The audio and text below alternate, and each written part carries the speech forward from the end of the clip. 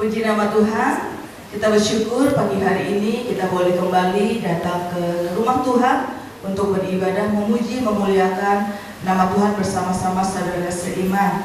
Puji nama Tuhan. Saya undang semuanya untuk kita bangkit berdiri. Kita akan segera memulai ibadah kita pagi hari ini. Doa pembukaan saya persilakan kepada Bapak Gembala.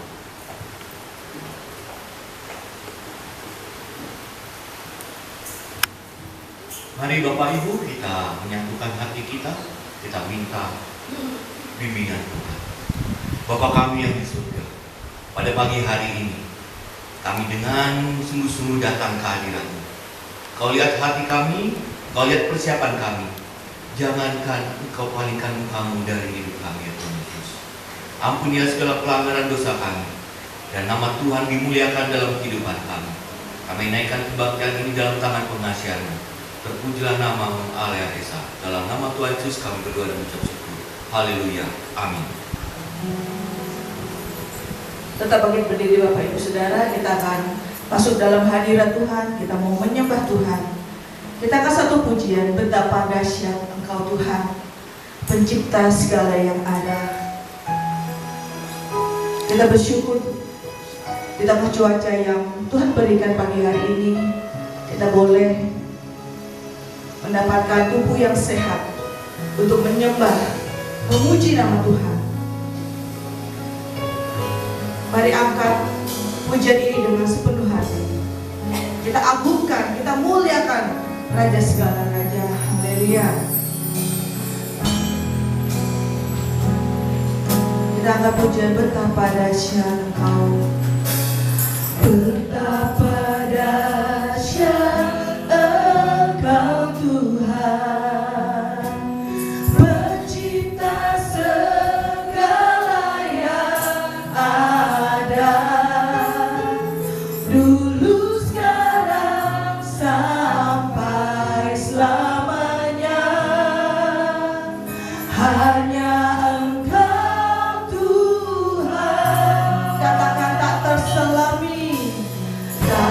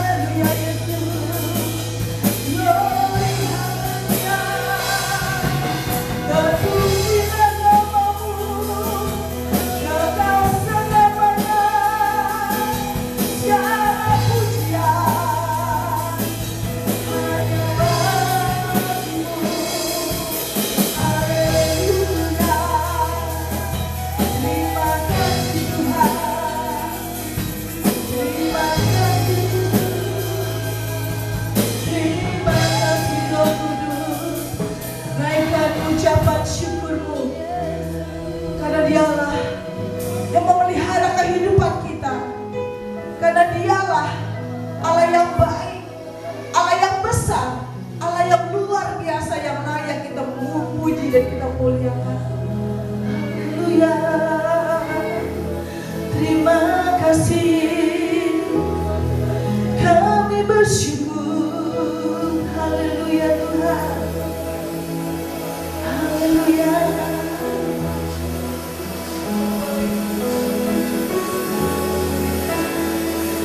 Aku punya Tuhan yang besar, yang telah berjanji dan sanggup menggenapi imanku, bersepakat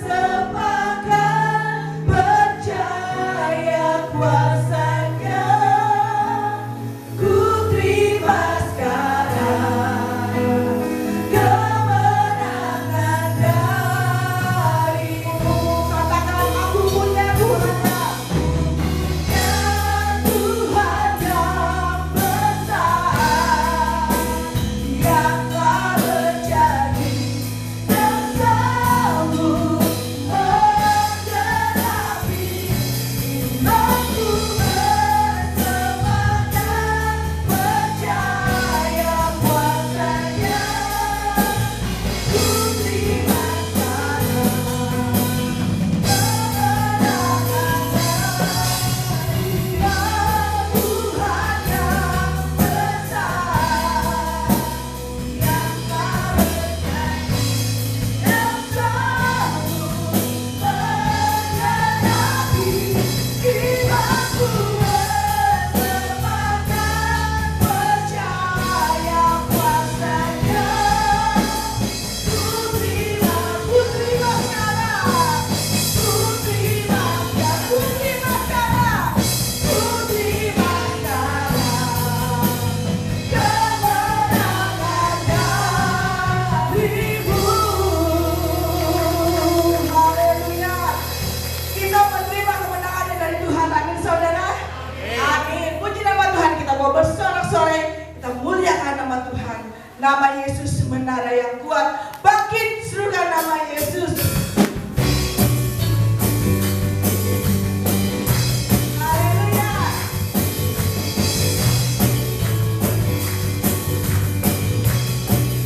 Sama-sama. Bangkit, serukan nama Yesus. Yuk kita maju. Maju, dan kuasa-Nya. Kita buat iblis bagaimana?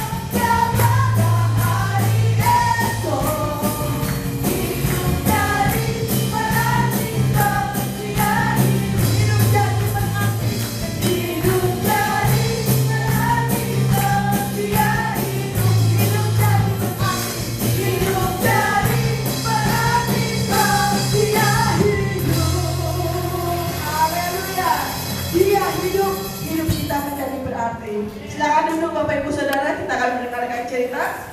Saya persilakan.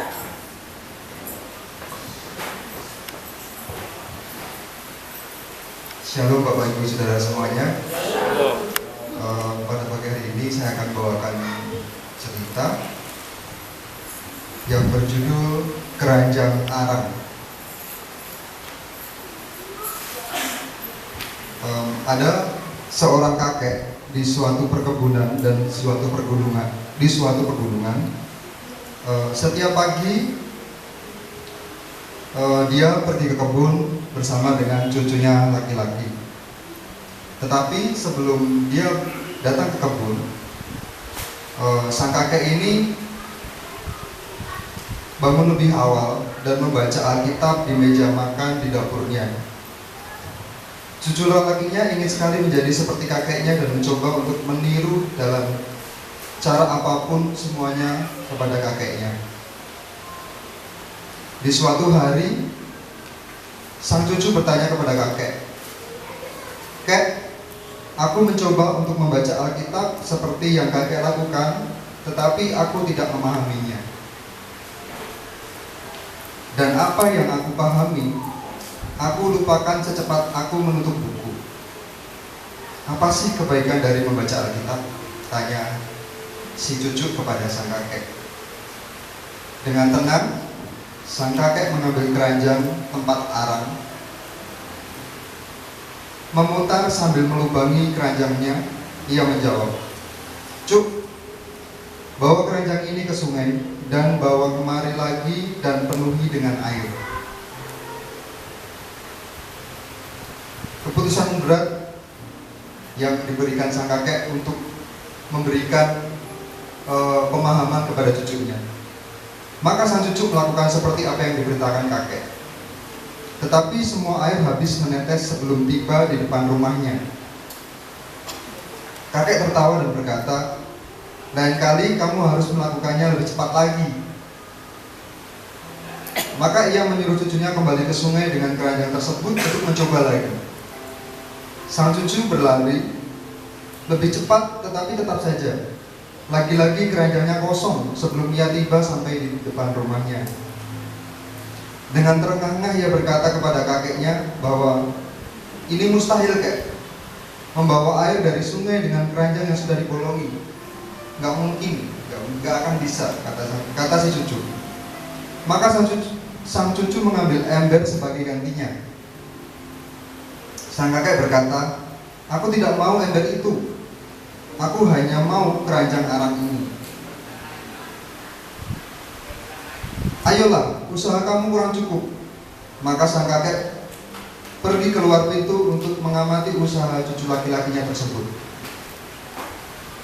Cucunya yakin sekali bahwa hal itu mustahil. Tetapi ia tetap ingin menunjukkan kepada sang kakek, biar sekalipun ia berlari secepat-cepatnya, air tetap akan bocor keluar sebelum ia sampai ke rumah. Sekali lagi sang cucu mengambil air ke dalam sungai sambil berlari sekuat tenaga menghampiri kakek. Tetapi ia sampai di depan kakek, keranjang tersebut sudah kosong lagi. Sambil terengah-engah lagi, ia berkata, "Lihat, kek, percuma, gak akan bisa, kek," protes sang cucu. "Jadi kamu pikir percuma?" Jawab kakek berkata, "Lihatlah keranjang tersebut." Sang cucu menurut, lalu melihat ke dalam keranjangnya, dan untuk pertama kalinya ia menyadari bahwa keranjang tersebut sudah berbeda. Keranjang itu telah berubah dari keranjang arang yang kotor, hitam, dekil, kini bersih luar dan dalamnya. "Cucuku, hal itulah yang terjadi ketika kamu membaca Alkitab. Kamu tidak bisa memahami atau mengingat segala-galanya. Tetapi ketika kamu membacanya lagi, kamu akan berubah luar dan dalam." Itu adalah karunia Allah di dalam hidup kita. Ayat firman Tuhan yang melandasi cerita saya pada pagi hari ini, saya ambil di dalam Roma pasal yang ke-11, ayat 33 sampai ayat 36. "Alangkah dalamnya kekayaan, hikmat dan pengetahuan Allah. Sungguh tak terselidiki keputusan-keputusannya dan sungguh tak terselami jalan-jalannya. Sebab siapakah yang mengetahui pikiran Tuhan? Atau siapakah yang pernah menjadi penasihatnya? Atau siapakah yang pernah memberikan sesuatu kepadanya sehingga ia harus menggantikannya? Sebab segala sesuatu adalah dari Dia dan oleh Dia dan kepada Dia. Bagi Dialah kemuliaan sampai selama-lamanya. Amin. Terima kasih Pak Eko untuk ceritanya. Puji nama Tuhan ya, segala kemuliaan hanya bagi Tuhan. Kita mau mendengarkan firman Tuhan. Mari persiapkan hati kita menjadi tanah yang subur untuk menerima setiap benih firman Tuhan. Saya undang kembali Bapak Ibu untuk bangkit berdiri. Kita akan pujian semusim berlalu, namun kasih Tuhan yang selalu memelihara kehidupan kita.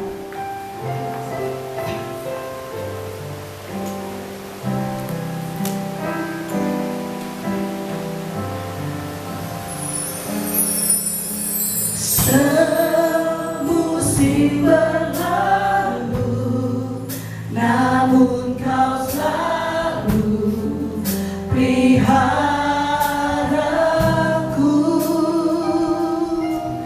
Kasih dan setiamu tak pernah layu. Dengan lebih sungguh semusim berlalu. Semusim berlalu, namun Kau selalu peliharaku.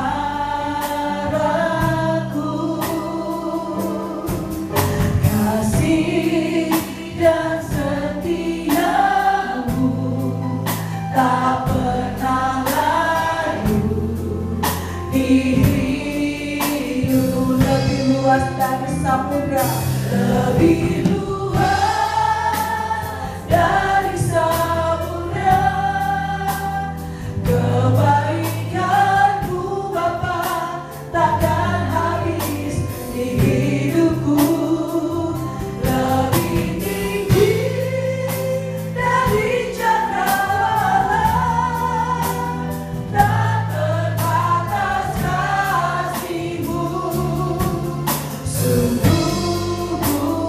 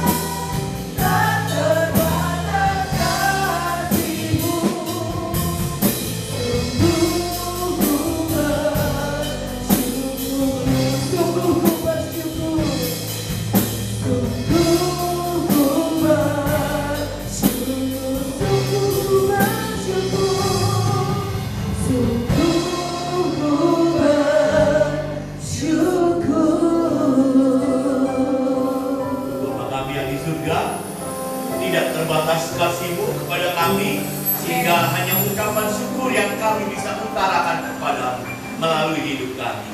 Terima kasih ya Tuhan Yesus, biarlah pemberitaan firman Tuhan, baik hamba-Mu yang membicarakannya, baik jemaat Tuhan yang mendengarkannya, mendapatkan berkat yang sama. Karena Tuhan kita adalah satu, Dialah Maha Pengasih dan Penyayang kita. Terpujilah nama Tuhan.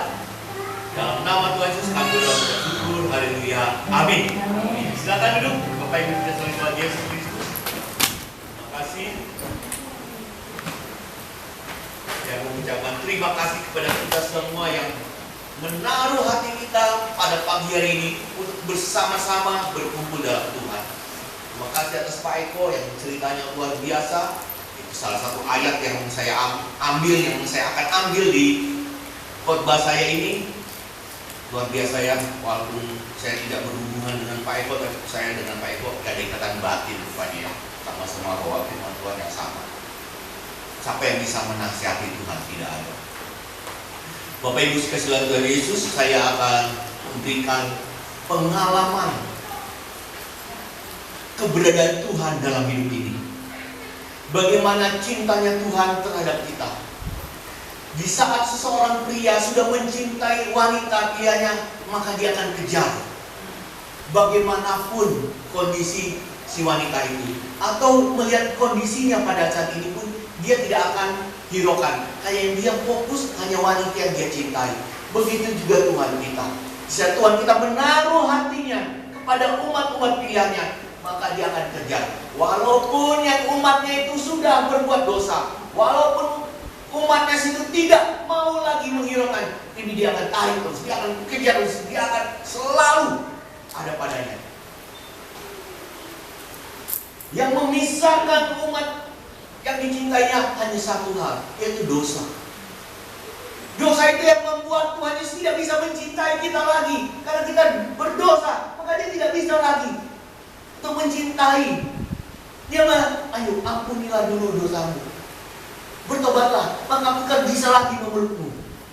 Terus kita bilang, gak mau, saya maunya dosa aja. Memang siapa yang butuh Tuhan? Saya gak butuh Tuhan, kan Tuhan yang cinta saya. Kan saya tidak cinta Tuhan, makanya saya jatuh dalam dosa. Makanya saya menikmati dosa ini. Tuhan, jangan begitu umatku, aku sangat menyayangimu. Ayo bertobatlah, berbaliklah, ikutlah aku, pikulah salib, ayo bersama-sama dengan aku kekasihku. Tapi umatnya bilang, ya, saya gak mau Tuhan. Saya nggak mau, memang saya tidak perlu Engkau. Saya sedang indah-indahnya menikmati ini. Saya mau diri saya sendiri. Saya tidak perlu Tuhan. Bapak Ibu, itu gambaran bagaimana seorang yang mencintai Allah yang mencintai umatnya, tapi umatnya tidak mencintainya. Karena apa? Karena tidak ada benefit dalam Tuhan.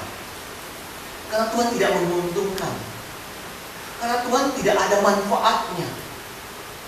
Sehingga Tuhan nggak ada artinya. Sesuatu yang tidak ada harganya, tidak berarti, tidak bermanfaat, maka kita akan acukan, kita akan skip istilahnya.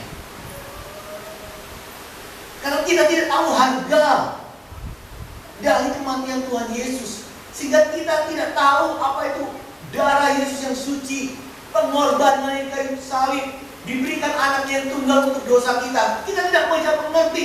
Kenapa? Karena kita tidak menghargai dan kita tidak tahu harganya itu berapa. Karena apa yang dipilih kita harus ada harganya. Makin tinggi harga sesuatu, maka kita akan menghormatinya. Nah, kemarin tadi saya cerita, pagi tadi saya cerita sama Ibu Sari. Kami pergi, ada satu rumah makan roti bakar sama susu coklat, sama coklat, harganya 6.500. Wow, kita sampai nanya 2 kali, pastikan bener nggak? Wah, Ibu Sari sampai mimpi katanya, nggak yakin saya itu harganya 6.500. Ya tapi kita udah 3 kali lebih makan 6.500 roti bakar plus coklat anget. Nggak kebayang kan? Sampai kita nanya, bener nggak harga segini? 15 kali bro, itu memang segitu. Mungkin kalau harganya 15.000 ya kita ya udah, coba memang wajar lah 15.000.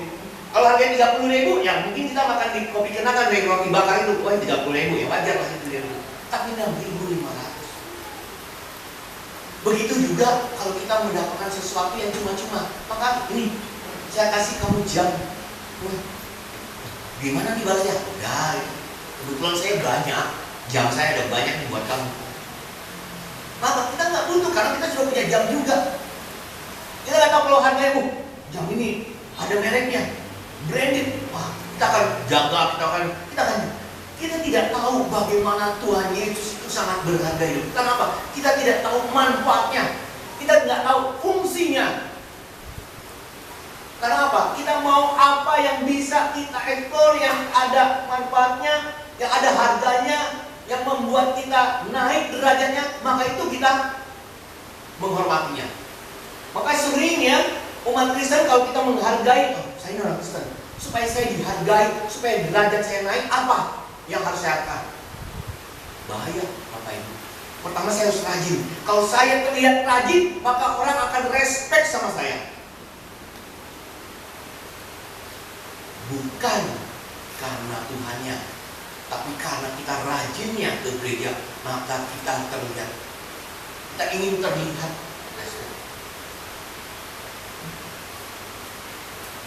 Kita membagikan firman Tuhan supaya terlihat bahwa kita seakan-akan orang yang dekat sama Tuhan, yang selalu bawa luar biasa. Apa yang diingat? Makasih loh, saya tadi malam sudah mendoakan kamu, saya hari-hari mendoakan kamu loh. Apa artinya? Itu untuk nama Tuhan? Enggak, itu untuk diri kita. Kita menunjukkan bahwa ini loh, saya berdoa untuk kamu. Kamu harus ingat ya, saya mendoakan kamu. Kamu harus hormat sama saya, karena saya berdoa terus loh kepada Tuhan. Saya melayani, Tuhan, saya melayani Tuhan. Iya ya, ini saya melayani. Tuh, biar jemaat Tuhan tahu kalau saya melayani. Dikasih jadwal saya datang. Untuk menunjukkan siapa? Siapa saya? Bukan Tuhannya, tapi kitanya dalam ini. Mari Bapak Ibu, kita buka. Supaya kita tidak jalan yang salah, mengambil jalan yang salah. Supaya nama Tuhan saja yang dimuliakan, bukan nama kita.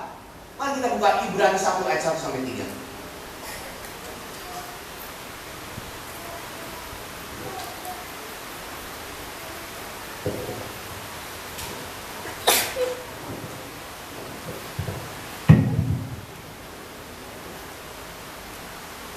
Ibrani 1 ayat 1-3. Kita baca begini bunyi firman Tuhan. Setelah pada zaman dahulu Allah berulang kali dan dalam berbagai cara berbicara kepada nenek moyang kita dengan perantara Nabi. Maka pada zaman akhir Ia telah berbicara kepada kita dengan perantara anaknya yang telah Ia tetapkan sebagai menerima segala yang ada. Oleh Dia Allah telah menjadikan Allah. Ia adalah cahaya kemuliaan dan gambar dan menopang segala yang penuh berkuasa. Dan setelah Ia selesai mengadakan pekerjaannya, Ia duduk di tempat yang tinggi. Baik, Allah kita nyata. Dia berbicara kepada kita dengan perantaran anaknya, Tuhan Yesus Kristus. Tuhan Yesus Kristus artinya berbicara kepada kita. Ayat selanjutnya, Filipi 2 ayat 1-11. Saya akan bacakan ayat pertama, Bapak Ibu baca ayat genap sampai 11, kita bersama-sama. Begini firman Tuhan, Filipi 2 ayat 1-11. Jadi karena dalam Kristus ada nasihat, ada penghiburan kasih, ada persekutuan roh, ada kasih mesra dan belas kasihan.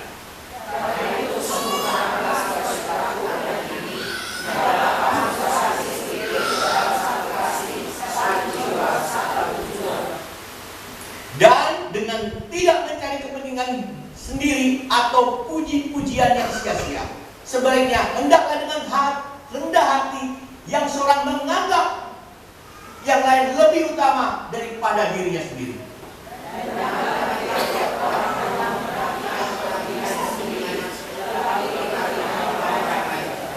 Hendaklah kamu dalam hidupmu bersama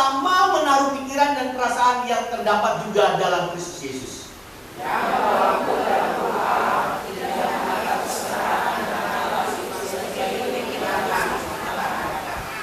Melainkan telah mengosongkan dirinya sendiri dan mengambil rupa seorang hamba dan menjadi sama seperti manusia.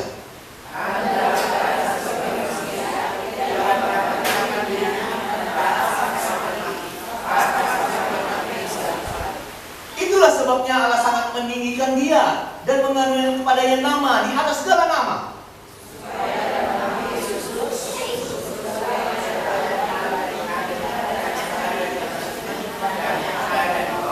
Bersama-sama dan segala lidah Kristus adalah Tuhan. Amin, haleluya. Dahsyat, luar biasa ya. Bapak Ibu, saya sangat terberkati dengan kehadiran Bapak Ibu.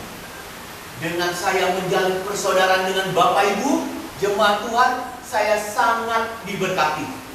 Dengan adanya hubungan saya dan Bapak Ibu, maka saya melihat Tuhan.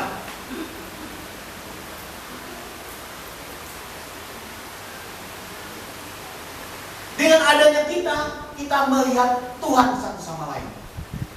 Jangan sampai kita melihat diri kita atau melihat saudara kita melihat setan. Nggak boleh. Kalau kita lihat, saya lihat jemaat, saya lihat Tuhan. Saya lihat umat Tuhan, saya lihat Tuhan. Saya nggak pernah lihat saudara lihat setan. Ada yang lihat suaminya lihat setan? Ada yang lihat istrinya lihat setan? Ada yang lihat kakak adiknya lihat setan? Ada yang lihat orang tuanya atau anaknya lihat setan? Nggak boleh. Ya, itu ciptaan Tuhan. Itu Tuhan bentuk. Jangan sampai kita membenci orang lain. Ya, itu yang kita benci perbuatannya.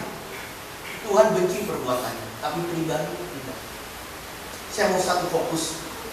Saya beberapa pergumulan saya semenjak saya mengajar kelas pendalaman Alkitab ini, saya mengajar tentang Yesus Kristus adalah Allah.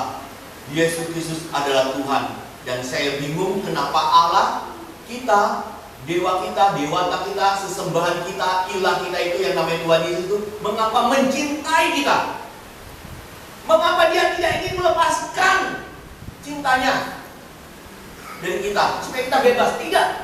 Tuhan ini begitu menyayangi umatnya sehingga dia memberikan kasihnya begitu besar. Saya tanya dalam diri saya, mengapa Tuhan kau sangat mencintai aku sedemikian rupa?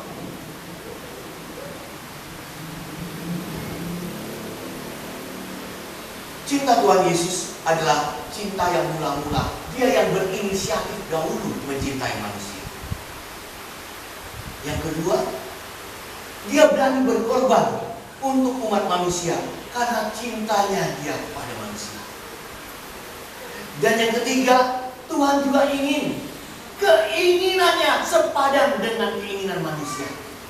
Manusia juga harus punya keinginan sama seperti Tuhan Yesus. Tuhan ingin keinginan kita sama. Adakah keinginan kita sama dengan Tuhan? Itu yang Tuhan inginkan. Makanya kalau orang menikah itu sesuatu hal yang tidak suatu mukjizat lah orang menikah itu. Tidak mungkin orang itu bisa menikah.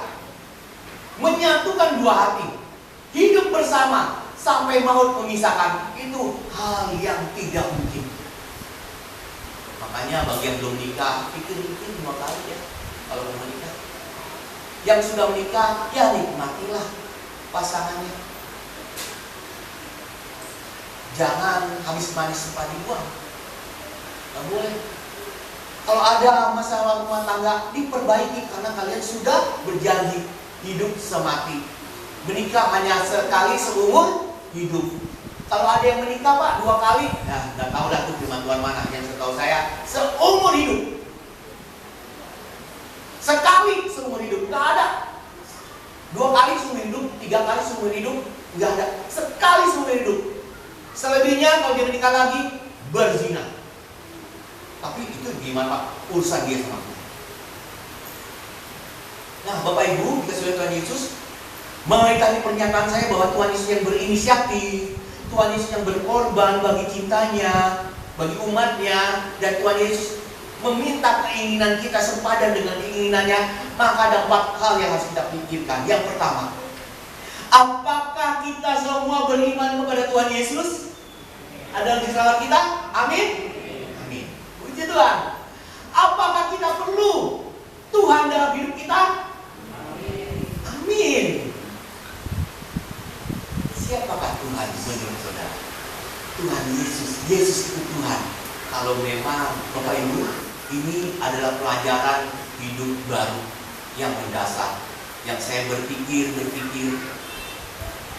Kita sering tidak bisa mengungkapkan siapa Tuhan, karena kita tidak tahu Tuhan itu siapa, sehingga kita tidak bisa mencintai Tuhan, dan kita tidak bisa beriman kepada Tuhan, karena kita belum selesai kepada apa itu Tuhan.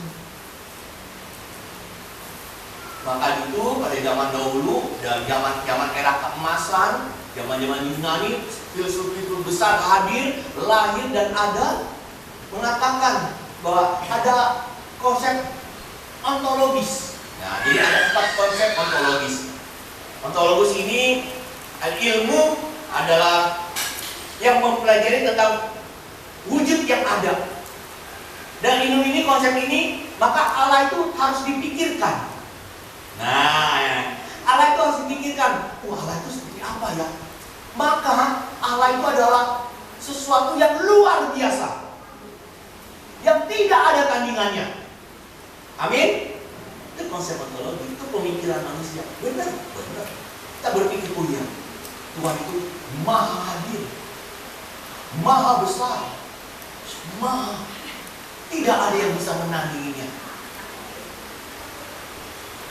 Yang kedua adalah konsep teleologis, bukan teologis ya, teleologis. Bahwa segala sesuatu harus ada tujuan tertentu. Kita mengadakan Tuhan sudah ada tujuannya. Untuk apa ya kita menyembah Tuhan? Itu ada tujuannya. Ya karena Dialah segalanya, karena Dialah yang menciptakan, karena Dia ada tujuannya. Maka kita berpikir ada tujuannya. Alam semesta ini ada rancangan yang luar biasa. Yang ketiga, konsep kosmologis. Ada asal usulnya. Maka ada sesuatu yang tidak tanpa sebab, itu disebut Allah. Karena Allah tidak ada sebabnya. Dia sudah ada. Akibat dari Allah baru banyak. Ciptaan banyak.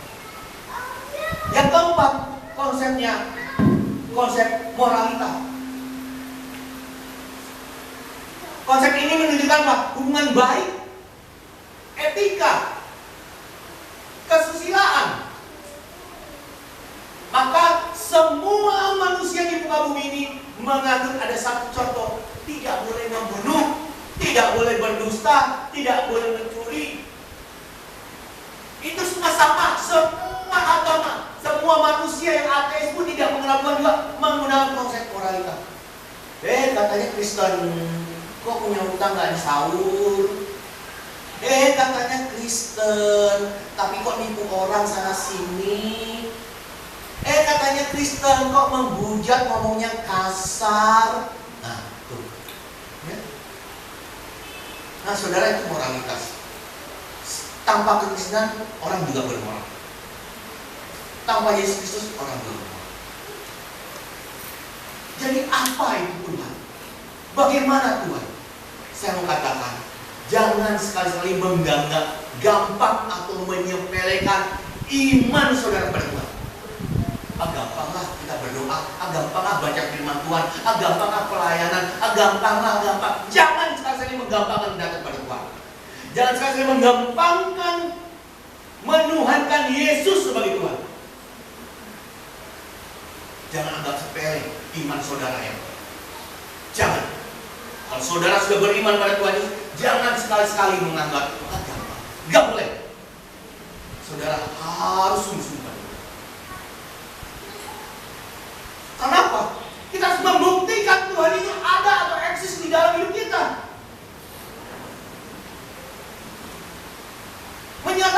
Iman tanpa perbuatan nol, kosong. Gak ada artinya. Apa maksudnya? Kita harus membuktikan Tuhan itu ada. Semangat sekarang saya. Saudara sudah mulai berpikir, bagaimana ya cara membuktikan Tuhan? Baik, dari 4 argumen tadi, saya akan kasih contoh-contohnya yang walaupun tadi saya sedikit karena saya sudah begitu saya mau menceritakan, saudara harus benar-benar jatuh pada Tuhan. Yang pertama, coba saudara menunjukkan baik-baik ya. Apa buktinya Tuhan itu ada? Nah, ya kan? Pak Bosi, saya ini udah dewasa, saya sudah mengenal Tuhan, saya udah lahir baru. Ya, sekarang buktikan Tuhan itu ada. Itu dulu yang pertama. Kita buktikan Tuhan itu ada. Kalau kita bisa buktikan Tuhan ada, baru kita bisa beriman Yesus adalah Tuhan. Kalau kita tidak bisa membuktikan Tuhan itu ada, kita nggak bakalan bisa menerima Yesus adalah Tuhan. Karena Tuhan sendiri konsepnya kita belum bisa mengerti.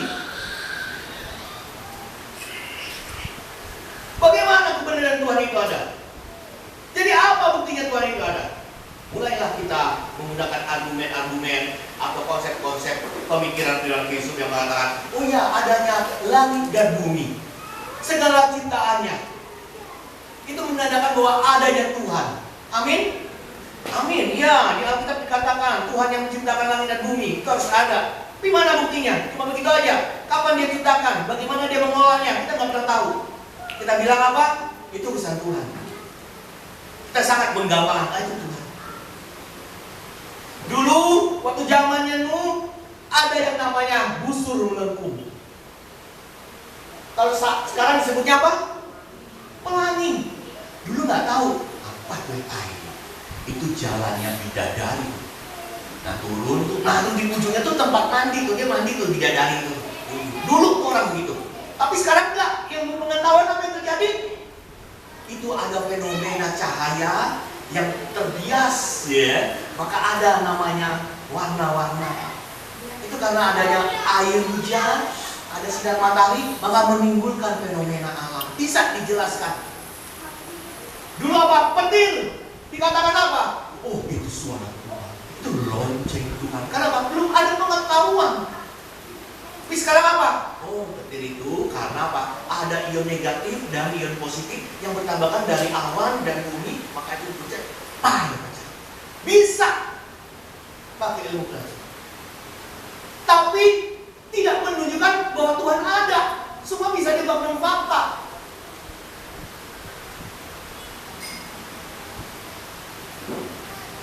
Tidak, apapun yang tidak bisa kita jelaskan dengan pikiran kita akan gampang bilang, oh itu Tuhan.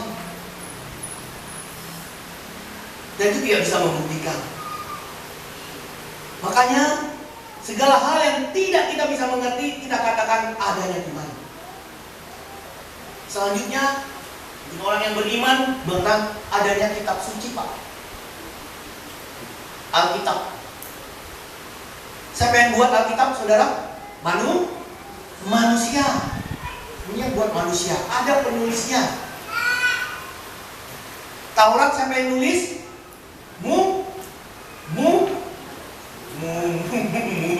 Musa. Susah amat bilang Musa. Injil siapa yang nulis? Muridnya Tuhan Yesus. Matius, Markus, Lukas, Kisah Rasul, Pak. Salah, nggak ada Kisah Rasul. Kisah Rasul bukan Injil. Wahyu, Pak. Siapa Wahyu? Wahyudin katanya. Bukan Wahyu yang nulis Yohanes. Ya. Ini kita yang nulis manusia. Adakah Allah yang nulis? Ada, Pak.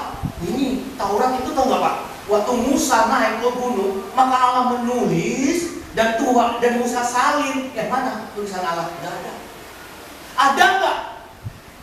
Bisa nggak manusia menulis salah? Ada. Makanya Alkitab kita suka dikoreksi, diperbarui terus terjemahannya. Nggak apa-apa. Karena kita menganggap, umat Kristen menganggap kitab atau Alkitab yang 66 kitab ini adalah kitab suci, maka kita menganggap dia suci. Di saat kita menganggap kitab ini adalah kitab suci, maka kita akan melakukan apa yang dikatakan kitab suci. Amin? Amin. Ya, dengan itu apa? beriman, oh ini kitab suara Tuhan. Oh ini suara Tuhan. Ini Tuhan yang membuat ilham bagi penulisnya dan kita. Dan sampai sekarang saya lihat kok apa yang dahulu terjadi sangat itu. Tapi apa membuktikan Tuhan itu ada? Sehingga apa? Alkitab ada sebagian orang tidak menganggapnya suci, tidak berfaedah, maka dia pulang gereja, dia taruh aja begitu, dia melakukan perbuatan lagi seenak-enaknya, seudel-udelnya, seaut-autnya. Kalau ke gereja dia ambil lagi, dia bawa dia baca. Itu pun kalau dia baca, ada yang nggak pernah baca. Kenapa? Tidak menganggap Alkitab suci. Kenapa? Tidak menganggap kitab ini ada ilham dari Tuhan Yesus. Dan dia tidak menganggap adanya Tuhan. Susah membuat bukti bahwa kitab suci itu. Kenapa? Tetap orang mikir, nggak ada Tuhan. Santai aja. Buat apa baca merenungkan firman Tuhan? Karena Tuhan nggak ada. Akal-akalannya Pak Pendeta aja itu. Akal-akalnya lagi aja itu supaya Alkitab laku. Jadi kitab suci pun tidak bisa mengatakan Tuhan itu ada. Karena setiap orang punya kitabnya suci masing-masing. Ada buku-buku filsafat, ada buku-buku pengetahuan, buku-buku sejarah. Dia katakan itu kitab suci, memberkati kitab itu.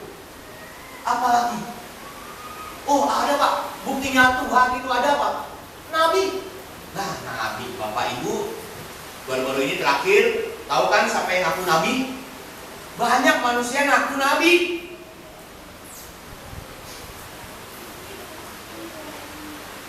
Ya, Nabi manusia jatuh dalam dosa. Bapak Ibu lihat di Alkitab kita, nabi-nabi kita, orang-orang kudus kita, nggak jauh dari dosa hidupnya. Nggak bisa kita andalkan nabi, nggak boleh. Dengan ada nabi bukan berarti Tuhan itu ada. Tuhan itu memakai nabi, ya buat nabi itu. Orang mau ambil apa yang nabi itu katakan, didekati. Yang tidak, enggak. Karena beriman pada nabi itu. Dan setiap agama, setiap orang punya nabinya masing-masing. Jadi sampai ini, dari bukti-bukti yang saya sampaikan, tidak bisa kita mengadakan dari Tuhan.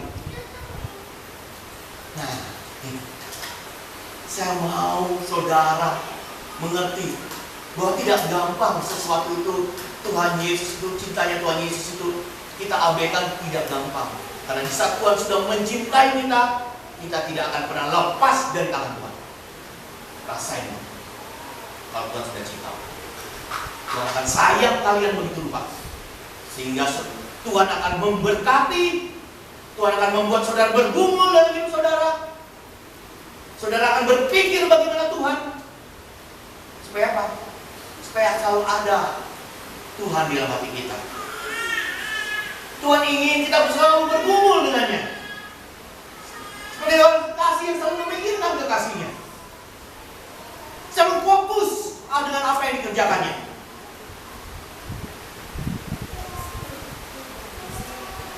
Di saat kita tidak mempunyai konsep Tuhan, maka Yesus adalah Tuhan berarti tidak ada. Tapi saya akan bersaksi pada saudara. Keberadaan Yesus sebagai manusia di muka bumi ini itu ada, itu nyata. Orang bisa membantah Tuhan itu ada yang tidak ada, bisa berdebat. Tapi orang ateis pun, orang yang tidak mengenal Tuhan pun bisa percaya bahwa ada yang namanya Yesus dari Nazaret, pernah hidup di dunia ini, mati di kayu salib, mati, bangkit pada hari ketiga, dan naik ke surga. Ada catatan, fakta nyata.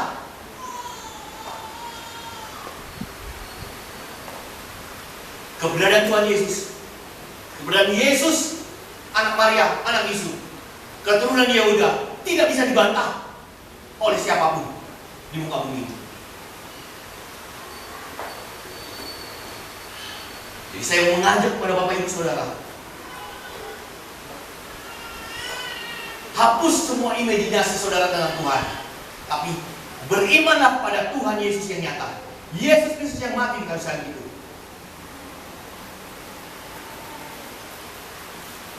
Bawalah nama Tuhan Yesus dalam hidup saudara. Dan saudara akan bersaksi bagaimana Tuhan Yesus ada dalam hidup saudara. Saudara tidak akan mengambang-ngambang Tuhan Yesus ada dan tidak. Tapi saudara berkata, ada Tuhan Yesus, ada Yesus Juru Selamat, Dialah Tuhan dan Juru Selamat kita. Dan itu saudara bisa saksikan. Dan ternyata dalam kesaksian komsel-komsel yang ada, setiap ada komsel ada waktunya kesaksian, saudara boleh dengar itu setiap umat-umat Tuhan yang menyaksikan. Dalam tetesan air matanya, dalam segala pergumulannya, dia akan menceritakan bagaimana Yesus hidup dan komsel-komsel. Ya, Tuhan Yesus mengasihi saya. Walaupun persoalan berat, tapi dengar setiap kesaksian-kesaksian yang ada di komsel, kelompok sel. Ada nama Yesus yang selalu diucapkan. Dan itu yang harus digemakan dalam hidup kita. Dengan adanya Tuhan Yesus, maka nyatalah Tuhan kita. Saudara tidak bisa mengambang-ngambang dengan konsep-konsep yang luar biasa yang dunia tawarkan. Tidak, saudara sudah tahu. Jadi bagi saya sendiri, sebagai hamba Tuhan, sebagai pengikut Yesus, bahwa Yesus itu nyata. Dan apa yang Tuhan Yesus lakukan itu adalah benar-benar kasih-Nya kepada saya.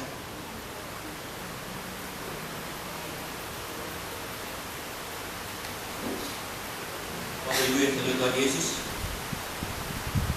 saya ingin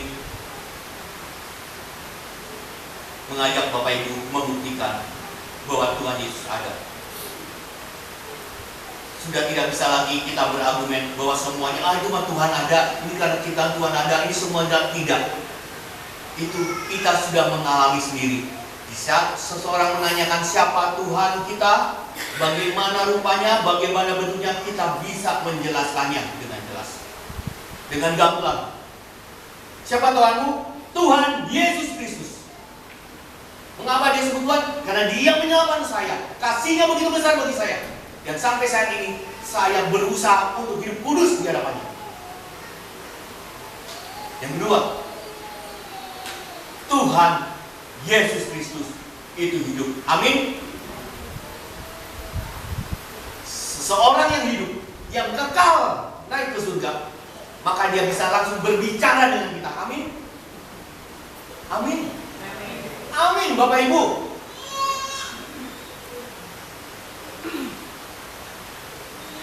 Dia akan berbicara kepada kita. Dia Tuhan yang hidup.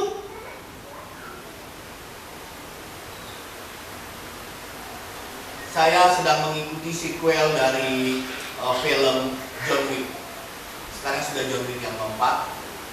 Bukan Pak John Adianto yang benar, John Wick. Kebetulan Pak Andi juga yang memperkenalkan saya film ini ya. Selain John Wick ada Konstantin, ada banyak lah. Saya punya tetangga Pak Adianto ini suka kasih referensi film-film. John Wick ini dia punya pimpinan namanya High Table. High Table ini untouchable, tidak tersentuh. Jadi kalau High Table ini dibunuh, maka dia akan ada lagi. Dan High Table ini dia yang menemukan orang. Dia yang akan mencari orang. Kita orang nggak bisa menemukan dia, tapi dia yang datang. Konsep Allah benar ya. High Table ini ya. Jadi pada saat ketiga ada namanya John Wick ini, aktor utamanya, dia ingin membunuh High Table, maka dia nggak tahu carinya di mana. Tapi ada yang bilang ada orang atau informan yang mengatakan bahwa nanti High Table akan mencarimu. Di mana? Di padang gurun. Di saat kamu sudah tidak bisa berjalan dan kamu menyerah, High Table itu akan tiba. Benar saudara. Dia jalan, akhirnya dia pingsan, dia bangun lagi, dia jalan lagi, pingsan, baru dia ketemu High Table. Saya juga nggak tahu konsepnya luar biasa. Dia mau butuh kebebasan. Ya. Ini yang saya mau katakan bahwa Tuhan itu bilang tidak bisa ditemui. Salah. Tuhan sangat bisa ditemui karena Tuhan yang punya inisiatif mencintai kita. Kalau ada yang bilang, saya nggak percaya Tuhan itu ada, saya berdoa kok nggak pernah dengar Tuhan. Karena saudara tidak membawa Yesus sebagai Tuhan dan Juru Selamat. Saudara tidak beriman bahwa ada sesuatu yang hidup luar biasa. Jangan saudara menyangkal saya mengajak saudara untuk merenungkan kembali bagaimana kasih Tuhan. Kalau saudara ingin mengetahui Tuhan Yesus, berbicara dengan saya. Kalau saudara ingin mengetahui Yesus lebih lain, saudara bisa bersaksi. Saudara bisa dengar bagaimana anak-anak Tuhan bertemu Tuhan Yesus secara langsung. Itulah iman kita. Buktikan sendiri. Jangan apa katanya orang. Karena Tuhan pribadi datang pada saudara.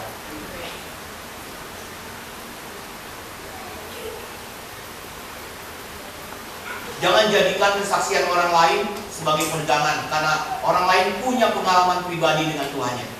Dan saudara juga harus punya pengalaman pribadi dengan Tuhan. Tuhan kita Yesus Kristus.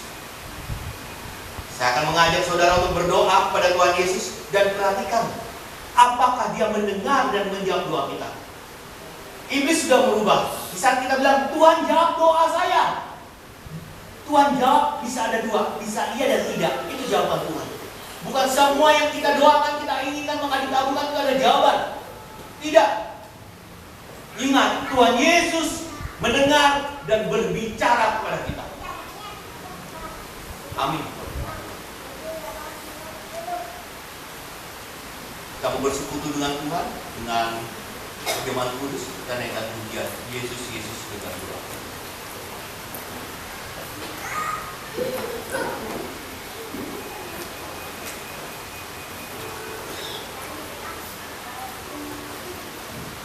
Bapak Ibu, rasakan Tuhan dalam kehidupan saudara. Percayalah, Tuhan nyata, Dia tidak fiktif, dan Dia ada, mendengar dan menjawab, dan Dia berbicara.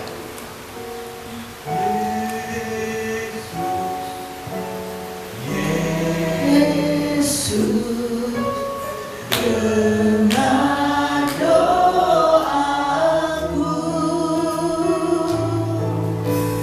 janganlah Tuhan lalui, berilah berkat-Mu.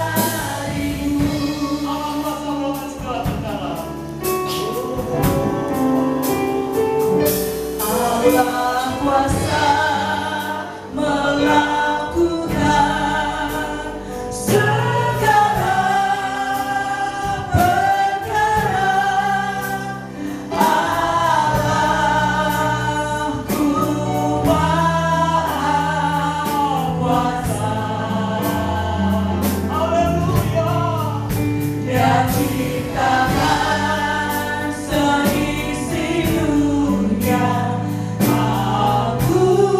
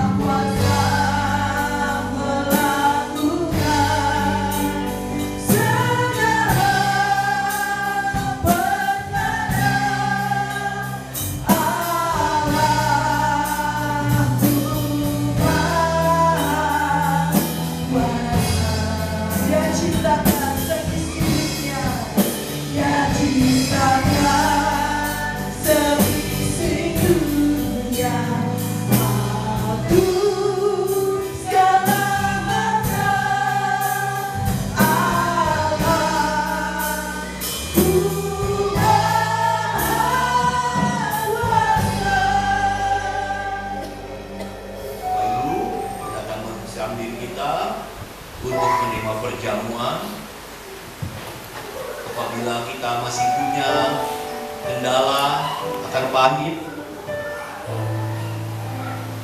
mari kita mohon ampun pada Tuhan, agar saat kita bersekutu dengannya, mengucapkan janji untuk bersama-sama dengan Tuhan Yesus, makan roti sebagai lambang tubuh Yesus, dan minum anggur sebagai lambang daripada darahnya yang tercurah, maka kita berarti sama dalam persekutuan dengan Tuhan Yesus.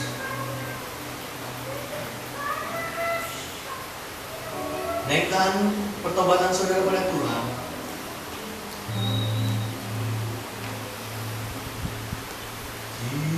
Kiranya Engkau memberkati aku berlimpah-limpah dan memperluas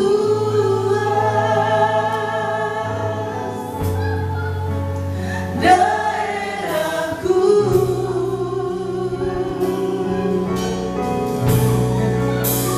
dan kiranya Allahku menyertai aku dan melindungi aku daripada malapetaka, sehingga kesakitan tidak menimpa.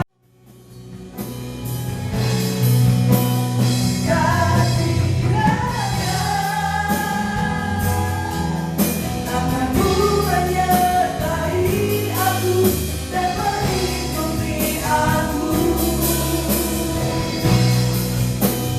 daripada malapetaka,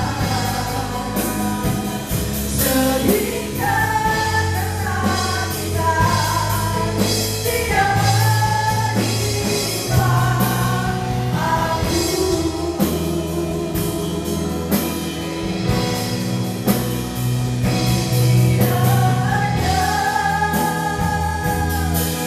Engkau memberkati aku berlimpah-limpah dan memperluas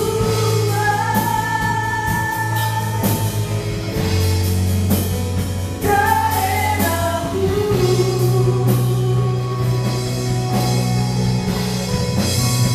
dan kiranya tanganmu menyertai aku dan Mari kita bangkit berdiri. daripada malapetaka, sehingga kesakitan tidak menimpa aku. Setelah kita bertobat, mengaku pelanggaran kita naikkan ucapan syukur karena Tuhan mendengar doa kita. Lalu Tuhan Yesus dalam firman-Nya mengatakan Dia memecah-mecahkan roti, dan inilah tubuhku yang diserahkan bagi kamu. Perbuatlah ini menjadi peringatan akan Tuhan kita Yesus Kristus. Mari kita makan bersama-sama di dalam nama Tuhan Yesus Kristus.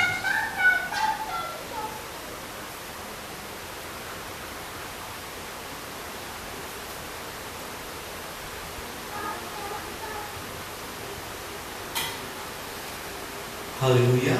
Mari kita angkat cawan, tangan kanan kita tinggi di atas bahu. Setelah itu Tuhan Yesus berkata, cawan ini adalah perjanjian baru yang dimeteraikan oleh darahku. Perbuatlah ini setiap kali kamu minumnya menjadi peringatan akanku. Mari kita membuat perjanjian bahwa kita adalah pengikut Tuhan Yesus dan beriman Yesus adalah Tuhan dan Selamat. Mari kita minum bersama-sama dalam nama Tuhan Yesus.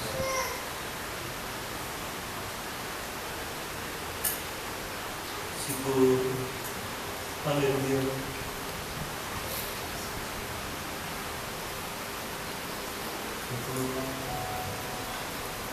Kita syukur pada Tuhan. Ingat firman Tuhan. Tuhan kita hidup, Tuhan kita mengasihi kita, dan di saat Dia sudah memilih kita, kita tidak akan pernah lepas dari kasih-Nya. Dia akan selalu memegang kita, memeluk kita, mengingat perjanjian, sehingga kita tidak pernah lagi bisa lari kasih.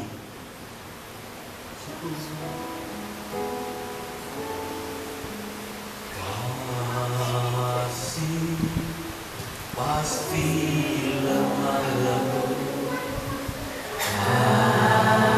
kasih pasti murah hati, kasih pasti murah hati, kasih-Mu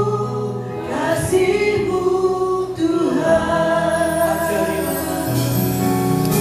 ajarilah kami saling mengasihi, ajarilah kami saling mengampuni, ajarilah kami kasih-Mu ya Tuhan, kasih-Mu kudus tiada bagai, ajarilah kami saling mengasihi, ajarilah kami saling mengampuni, ajarilah kami kasih-Mu ya Tuhan, kasih-Mu kudus tiada bagai, ajarilah kami saling mengasihi, ajarilah kami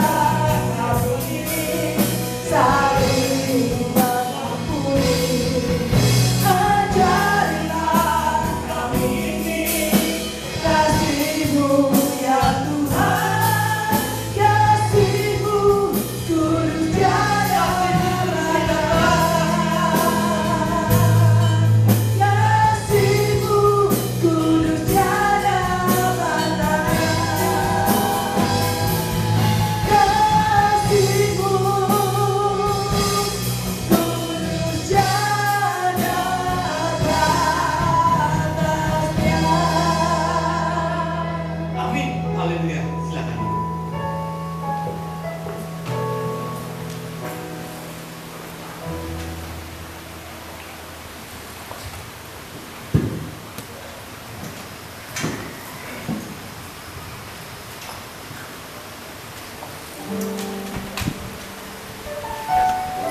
Terima kasih kepada hambanya Bapak Bosira Molemong yang telah menyampaikan firman Tuhan pagi hari ini dan juga memimpin kita dalam sakramen perjamuan kudus. Kiranya Tuhan memberkati dalam setiap pelayanan, dipakai Tuhan semakin luar biasa. Bapak Ibu Saudara, kita akan memberikan persembahan. Ada 2 amplop yang sudah disediakan. Yang warna merah itu untuk operasional gereja kita, apa saja, membayar listrik, kebersihan, dan kita juga membantu salah satu jemaat kita yang sudah lansia, tidak punya keluarga, dan beberapa bulan ini kita bantu dalam tempat tinggal dan juga kebutuhan sehari-harinya. Dan amplop yang pink itu untuk aksi sosial. Untuk apa saja? Untuk jemaat Tuhan yang sakit, untuk membantu jemaat Tuhan juga yang tadi saya sebutkan. Jadi antara persembahan operasional dan sosial itu bekerja sama dalam membiayai kehidupan salah satu jemaat kita. Ya, demikian. Jadi setiap persembahan yang Bapak Ibu berikan itu sungguh-sungguh kami para pelayan Tuhan gunakan kembali untuk jemaat dan juga untuk pekerjaan Tuhan di tempat ini. Jadi berikanlah dengan sukacita. Amin. Amin. Saya undang Bapak Andre untuk pimpin kita dalam doa persembahan.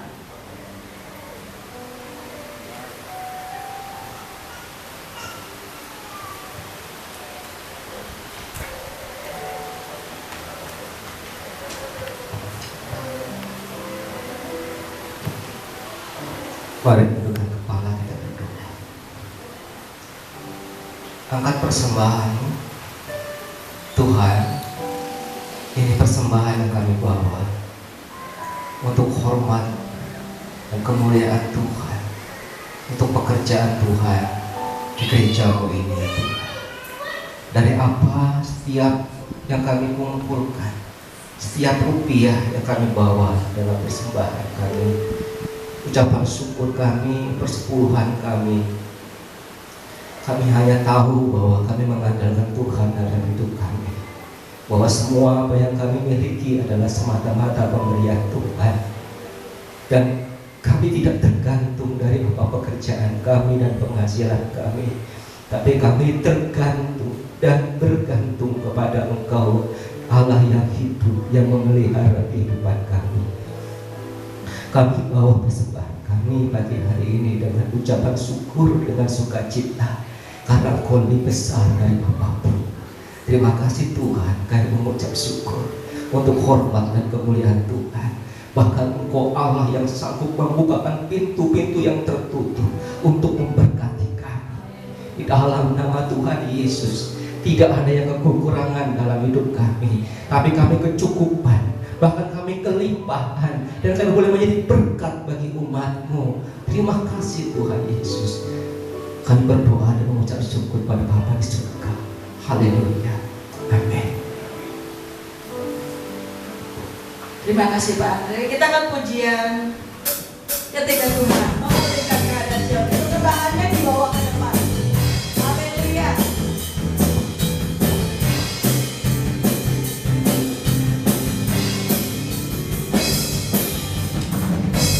Ketika Tuhan memulihkan keadaan Sion, keadaan kita seperti orang yang bermimpi.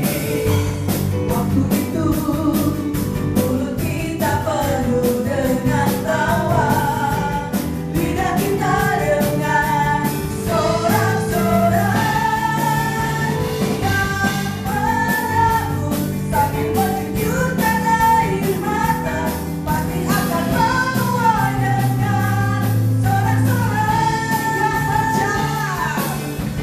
yang berjalan menangis sambil menabur benih, pasti pulang membawa berkat berkatnya. Haleluya.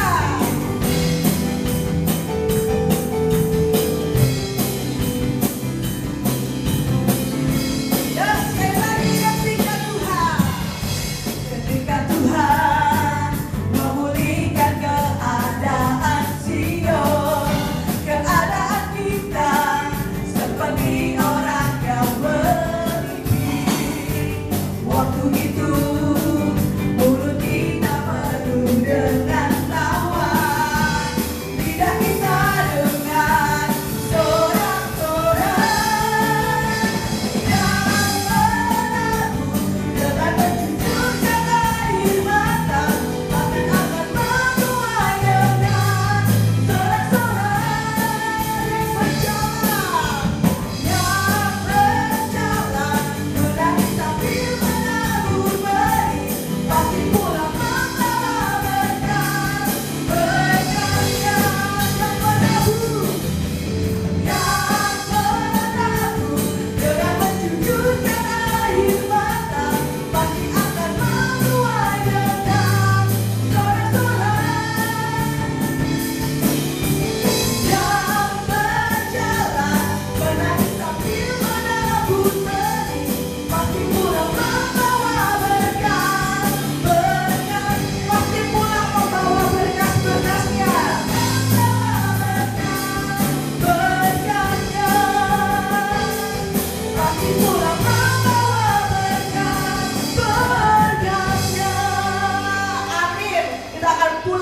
membawa berkas-berkas Tuhan. Haleluya.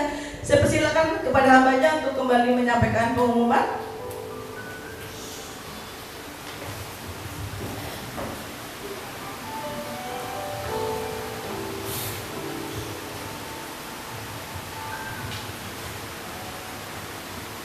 Puji Tuhan. Kesempatan ini saya akan membawakan beberapa pengumuman. Hari Sabtu kemarin ada beberapa hal, ada 3 program yang kita sudah jadwalkan tapi meleset ya karena hujan, hujan juga, hujan jadi tidak ada. Jadi saya akan kembali mengulang hari Selasa dari kaum lansia untuk kita bersama-sama bersaksi bagaimana Yesus itu nyata dalam kehidupan kita. Yang kedua ada komsel, kelompok sel, kelompok 1 yang terus dilaksanakan, yang menceritakan bagaimana Tuhan itu memberkati. Hari Sabtu ada kebaktian kelompok-kelompok, baik kelompok 2, 3 sampai kelompok 5. Saudara-saudara bisa menghadiri. Kalau kelompok 4 dan 5 itu jam 6.30 ya. Jam 6.30 bagi kaum muda, remaja bisa join di sini, bisa kita bersama-sama memuji Tuhan. Dan kalau kelompok 2 itu di lantai dasar, kelompok 3 ini ada jadwalnya karena kelompok 3 ini di luar ya, di daerah, bukan di daerah Peru, tapi itu sudah ada jadwalnya. Dan bagi saudara yang rumahnya di sekitar sini, saya mengundang untuk hari Sabtu jam 6.30 juga. Betul ya, Pak April? Betul. Di tempat ini ada kelompok 2 dan saudara bisa menceritakan. Ini saya ingin mengajak bahwa di dalam saudara bersaksi menceritakan Yesus Tuhan, saudara akan merasakan bagaimana kasih Tuhan, cintanya Tuhan yang begitu luar biasa. Baik, itu yang bisa saya sampaikan. Nanti persiapan Natal, baik kaum wanita dan pria mohon dipersiapkan dengan baik. Dan hari ini kita anak sekolah minggu akan menerima raport. Tuhan, Bapak Ibu bisa mengikutinya, raport selama mengikuti sekolah minggu tempat kami. Dan minggu depan ada acara serah terima dari sekolah minggu ke remaja.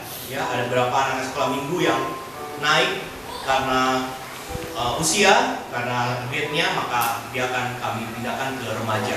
Itu yang bisa saya sampaikan. Dan hari Sabtu jam 4 ada lahir baru. Ya, saya bagi yang lahir baru, jangan lupa voice note-nya jangan sampai ketinggalan. Selanjutnya yang terakhir saya harus mengucapkan selamat ulang tahun bagi Bapak Ibu yang hari ini berulang atau pada bulan Juni berulang tahun.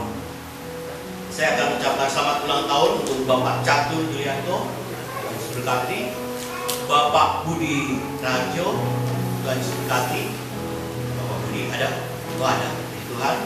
Selanjutnya ada Ibu Desi Sukma, Tuhan berkati. Terus ada Ibu Ken Prameswara Asmarahati, ada. Selanjutnya ada Kak Alista, Tuhan berkati, Alista. Terus ada Kesia Malodi, Tuhan berkati, ya. Haleluya. Ada anak Yoel Ezra Maruli. Wah, ini banyak nih, Pak. Ada, masih kurang ya. Ezra tua Stompul. Maruli tua Stompul banyak, ya.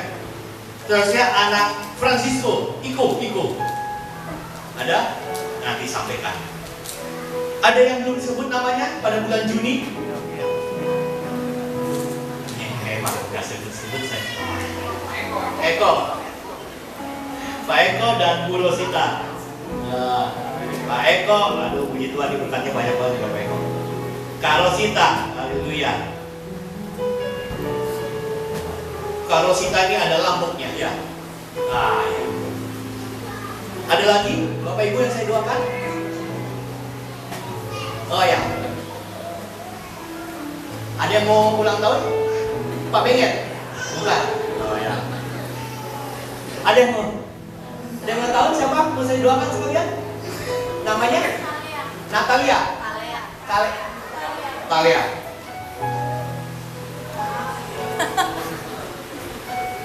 Talia. Oke, puji Tuhan. Amin. Mari ya.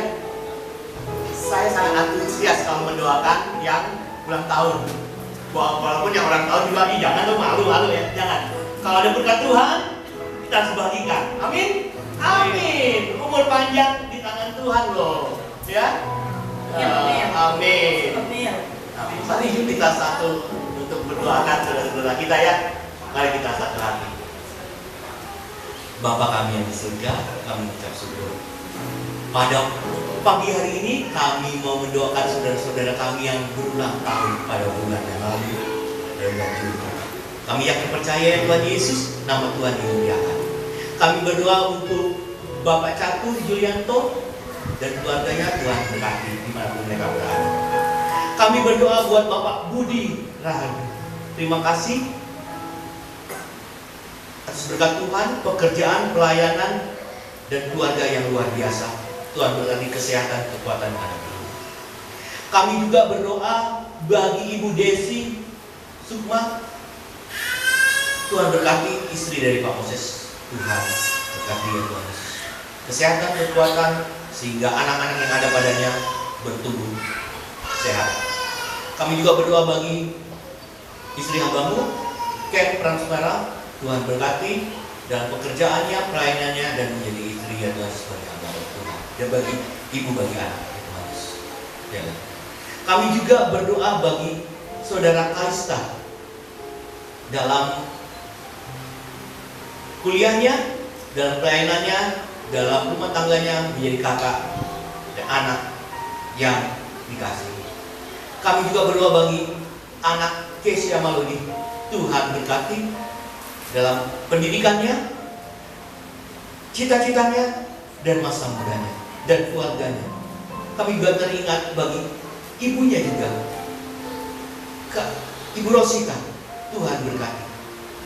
Terima kasih ya Tuhan Yesus, dalam pelayanannya, takut akan Tuhan, dan selalu berserah padanya. Itulah kekuatan dari Kak Rosita. Kami juga berdoa ya Tuhan Yesus bagi anak Yoel Ezra Paruli Tuasto.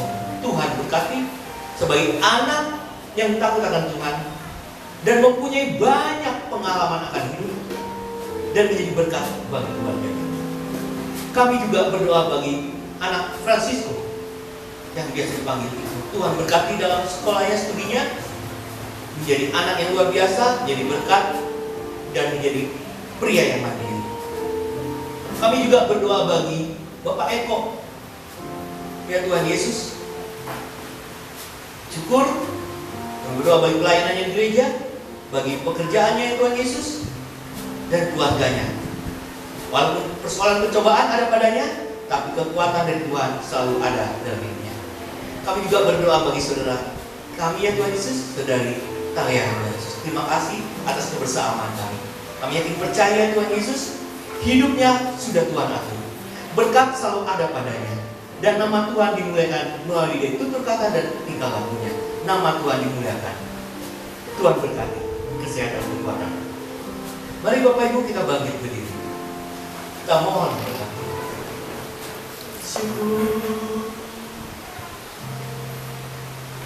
Bapa kami yang di surga, izinkanlah kami memohon kepadamu. Engkau Allah yang hidup, Engkau Tuhan yang nyata, yang selalu berbicara pada kami, yang wajahmu tidak pernah jauh dari kami, yang selalu memandang kami selalu. Kau tidak pernah melepaskan tanganmu ya Tuhan Yesus dari hidup kami. Mari kita mengatakan kita dan memohon berkat Tuhan. Tuhan Yesus memberkati kita dan melindungi kita. Tuhan Yesus menyinari kita dengan wajahnya dan memberi kita kasih karunia. Tuhan menghadapkan wajahnya kepada kita dan memberi kita damai sejahtera. Pekerjaan kita, usaha kita, pendidikan kita, Tuhan berkati. Langkah kaki kita kemanapun kita pergi, Tuhan akan membimbing dan mengarahkan ke jalan yang benar. Segala ide yang timbul dalam pemikiran kita, Tuhan akan wujudkan menurut kemuliaannya. Berkat Abraham, Ishak dan Yakub ada pada kita. Tutur kata kita dan tingkah laku kita mencerminkan firman Tuhan dan membawa jiwa-jiwa untuk memuliakan nama Tuhan saja. Yang percaya menerima berkat, mari kita sama-sama katakan amin.